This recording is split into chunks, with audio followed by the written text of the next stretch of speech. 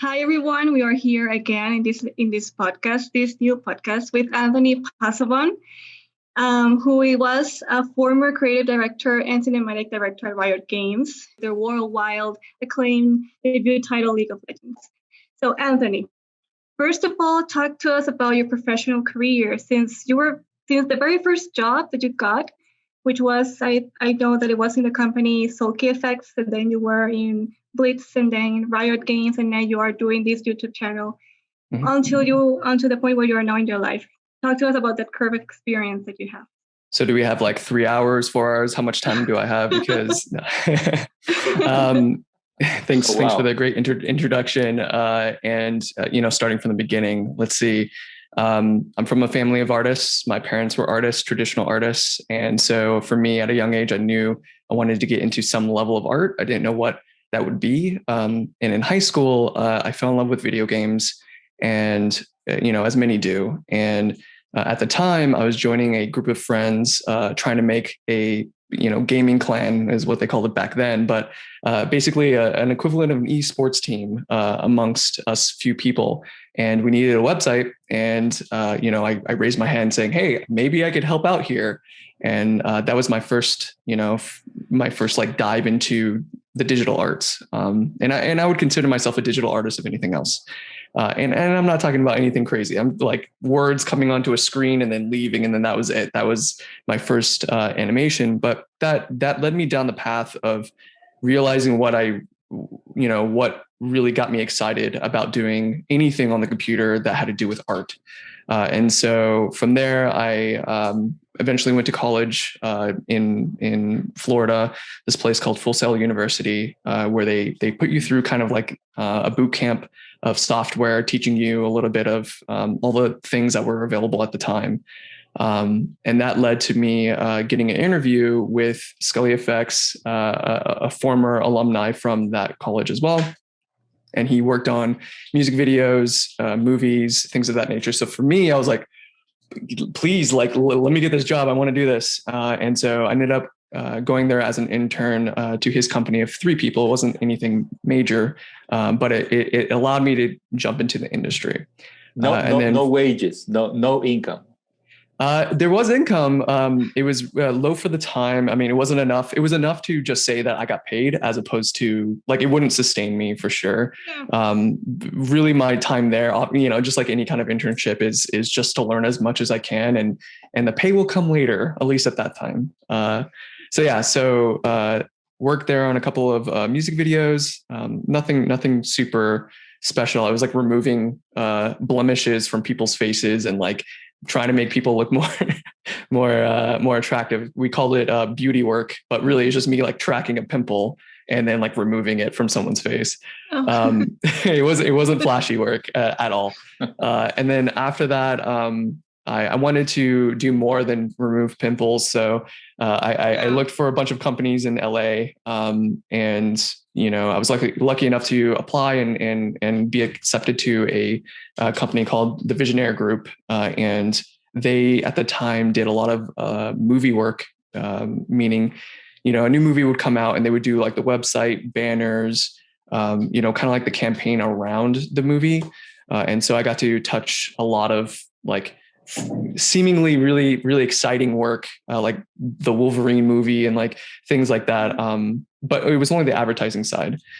That knowledge in advertising eventually got me into video games and, into Riot Games, because that knowledge in that digital art was something that they were kind of looking for and didn't know how to use yet, which was animation with UI. And so I ended up working at Riot Games as a temp employee, as a UI temp animator, animating like a little tiny like icon going around. And that was like my first, jump into video games. When was this, Anthony? 2012. So it was a while ago. Okay. Yes. Yeah. So I was there for 7 years, at the company for 7 years. And I went from animating these little icon animations to eventually becoming the creative director, by the end of my time there. And so, this is my own personal journey. And, for anybody else out there that wants to get into arts, digital arts specifically, my advice would be look at the things that you enjoy consuming. What entertainment do you like?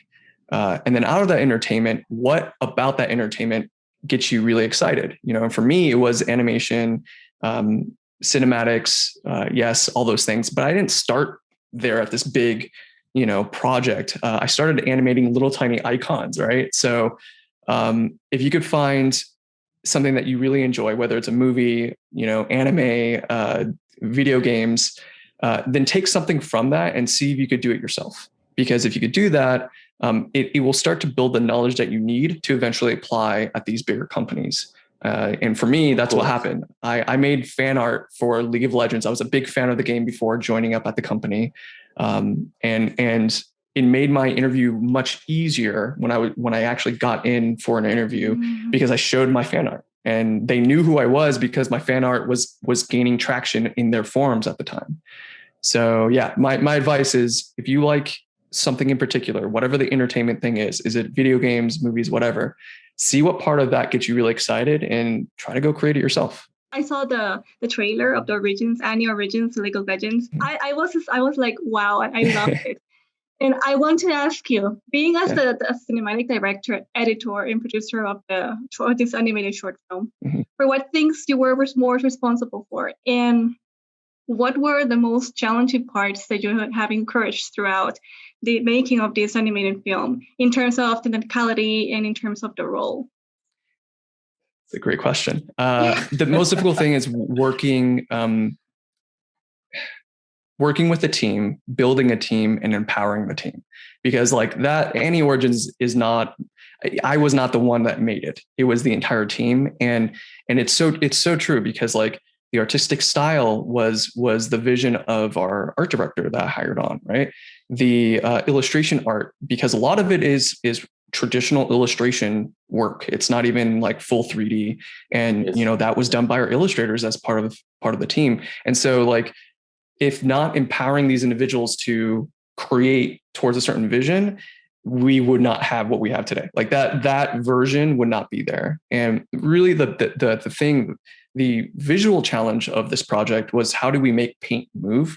And that's like, in 3D, that's like the worst question to ask. Like that is so difficult to do. Like have something that's like organic and moving, like trying to turn that into a CG thing is like, yeah, it's just super difficult. So, so empowering individuals to get there, to do that, to do the individual part that makes what it is today, I would say was the most difficult thing, especially when giving feedback. So many times with artists, from an artist to another artist, no matter your role, just one artist to another artist, it is really, really difficult to tell or give feedback to that person what you think or believe could improve the art that they made. And that challenge is usually because when artists speak about the work, obviously they put in a certain amount of level of effort, right? And they have a certain amount of passion behind it. But often people forget that when you give feedback, it's directed at the individual and not the art. So it's like, hey, you did this thing that did not work, versus the art is doing this thing that does not work for our vision, right? Like, so guiding those conversations, empowering individuals in part of this cinematic, I would say was the most difficult thing. The vision of the project, which I would say is part of my job too. Hey, what are we making? That came way easier than getting all the pieces to like do it. I for that piece in particular, we had a really fantastic writer at the company who came up with an outline that I fell in love with. And I was like, we're doing this Annie story. Like, this is, how do we sell the fact that she kills someone at the end and we're okay with that? Like, that was the goal of this piece. So that part felt easier than, all right, everyone on the team, this is what we're making. So yeah. yeah, that's true. We humans are very difficult human creatures to get involved and to work together.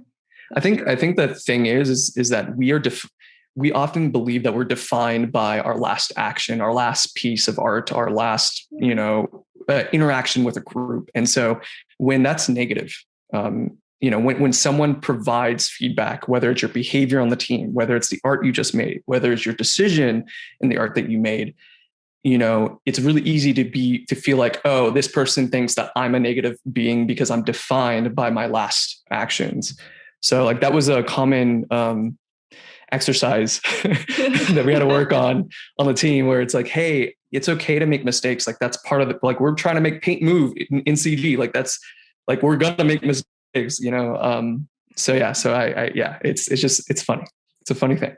So part of your role is just look at the vision of the projects and look at the script and talk to the people. That's pretty amazing.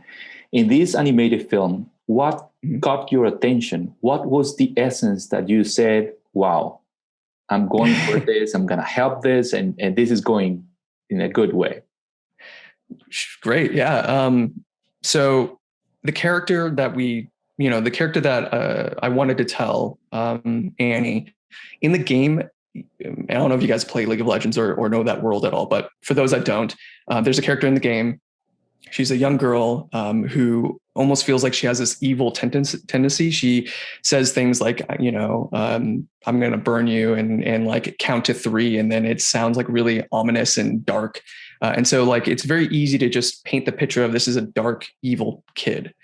So my goal with this project in particular was to tell you otherwise, to get you to feel bad for this character, to make you understand that this isn't just a girl being evil. Instead, it's a human, young, girl that that's just trying to figure it out just like everyone else. And that she's a dark heroine that is put in a very, very terrible situation.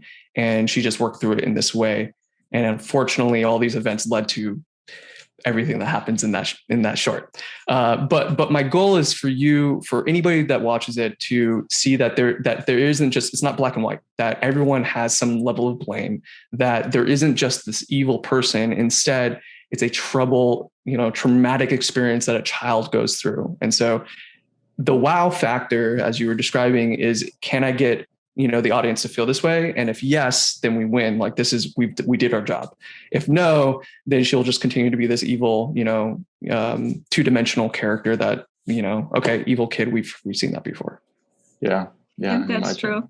That's true. Yeah. Now, talking about the other part that you are doing now about the YouTube, we want to know that you have created a YouTube channel. Mm-hmm. And I love the Mr. P thing. I love that part. And we want to know about, the spirit. What was the spirit you want to share with all your experience throughout this YouTube channel?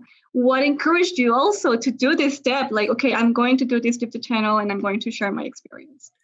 Okay. So after my time at Riot, I always felt like an outsider at this game company. And I never worked on games prior to Riot Games. And I worked in motion graphics. And, my experience working in a game company was that I kind of had to prove to everyone that motion graphics is a valid use case inside of video games. And to do that, I built a lot of tools and animation skills around illustration animation to be able to prove, yes, we could have these animated things. They could come out relatively quickly, and an individual can do this. There wasn't a version of this when I was getting into the industry. Like there weren't like channels, like YouTube channels saying, hey, this is how you do animation and you could do it yourself. And so for me, when I left the company, I found myself with some time where I felt the need to give back to the animation community, to showcase to others, those in high school, those who just like want to make things move and don't really know how, that there's a way to do it. And these videos can show you how. And so I spent a good amount of time developing, not only the tutorials that you see on there, but also scripts that I wanted to give out for free, that are a bit more complex, but once you use them, it'll bring your stuff to life. And I think a lot of times when you get into this work, that's what you want to see. And that's when like the spark happens. And so the initial goal for those, it has nothing to do with money. It has nothing to do with any of this. I kind of just felt like I needed to give back with a medium that I don't play with much nowadays, since I'm more in the 3D stuff. But I felt that there would be plenty of, individuals out there that want to make things move. So, yeah. Great. Excellent. Now, Anthony, we would like to jump to a subject that is pretty important for the efforts that Nova is doing and the Boutique the New School is doing in Latin America, and it's related to Unreal Engine. Yeah, there are news every day of new things related to Unreal Engine. And what's your take on that? It's fantastic. I love Unreal. I'm such a fan. So Annie Origins, that was not using Unreal. That was using the traditional CG pipeline, and it took a long time to get everything animated, to get everything, to even just see what we're making. Like we would hit render, on our machines. We would have 20 machines calculating what we were developing, and then we got to see the next day if we actually didn't make any mistakes or not. That was a world. Like that was the world we lived in. And so Unreal in real-time development is kind of like a godsend. It is one of those things I just, again, wish we had, in the time of making the cinematic or other cinematics in general. So what I think is kind of great about Unreal Engine is that, again, any individual can go in there for free and just play with it. You can make your own world. Like it's kind of insane. Traditionally on a 3D, moving picture or 3D cinematic or video game, you would need a team of 15 people with different disciplines, meaning someone that sculpts the 3D, another person that rigs it up so it can move, another person that paints it, but you don't exactly need that anymore. And you could see the result right away by yourself in Unreal, and you don't, that's amazing. And, now more than ever, these tools are available for us for free to just make stuff. So yeah, I'm super excited. My day-to-day now is basically 90% in Unreal. Wow. And I think anybody that wants to just dabble and just try to understand what the world of digital arts has to offer, get Unreal for sure. Let's imagine someone in Latin America that have big dreams for themselves and their families, and it's oriented towards Unreal and starts studying Unreal. How do you picture a career, or how do you picture a road in their lives if they take that decision, if they make that decision? Yeah, I mean, I was saying this earlier. If you enjoy some level of entertainment, whatever it is, and Unreal can eventually make that same thing. I mean, it will start you down the path of passion, 100%. If you really like video games, particular video games, you can already go inside of Unreal and start recreating those games. And why that's important is that, oftentimes when someone, gives advice about how do you get a job in your passion job, your passion project job thing, right? Or a company that you just wish you could work at.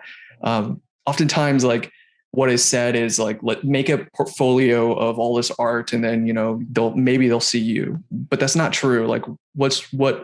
What I would advise is make something that the game has in their style. Because if you could do it in their style, you become a candidate that could be hired at this game company. In fact, if you can improve a part of the game, if you have gone through the process of just recreating parts of the game or improving parts of the game, that catches the eye of these developers. And that's how I got hired at Riot, was I improved a part of the game as fan art. And that essentially solidified my initial position as a temp employee, So my advice is cool if you're into art and you're making art for art's sake. But if you want to find a career in that thing, that entertainment that you really enjoy, start recreating it, start seeing what it takes to do it. And then if you have examples that can prove that you could, essentially add value to whatever company you're applying to or that you would want to work at, that is way better than any kind of art you could make. At my time at Riot, I hired something like 20 different individuals at the company. Initially for motion graphics, and then eventually for, the cinematic shorts that I was working on. And the people that caught my eye when I was hiring were those that were already doing the work, and that I can see that they would fill this role really well, or even do it even better than what, you know, we're doing right now. I mean, they're the best candidate, right? Oh, you know how to make fire into paint? Like, you're already doing that? Like, let's go get you over here. Like, what are you doing right now? And the location doesn't matter. You know, the location isn't important. It's who can do the job best, right? So, you know, even if you're in Latin America, like, there's still a potential to work for large companies that are not there, or even, you know, other studios that are there as well. So yeah, that would be my advice. And as far, and one other thing, the pathway, you start, you know, no one has it figured out when they first start making stuff.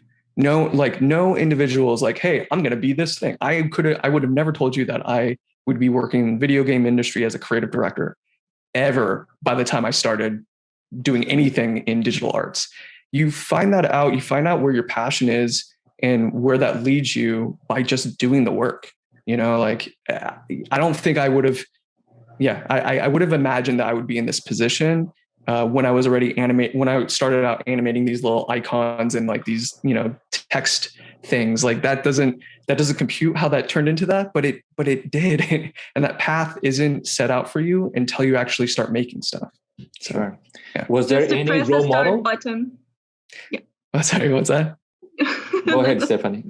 No, just you have your start button here, and you just have to press it, and okay, I will do it, and just press it. You know, I mean, or animate it. That could be the first thing, and a button that says start. Just, you know, but sure, it's true. Anthony, was there anybody that influenced you, a role model, someone that you said, "Wow, I want to do that"? Wow. Yeah, absolutely. I mean, it's a little bit discouraging when you find someone that you're like inspired by, because you're like, I can never, like, what is this? You know, I can never do this.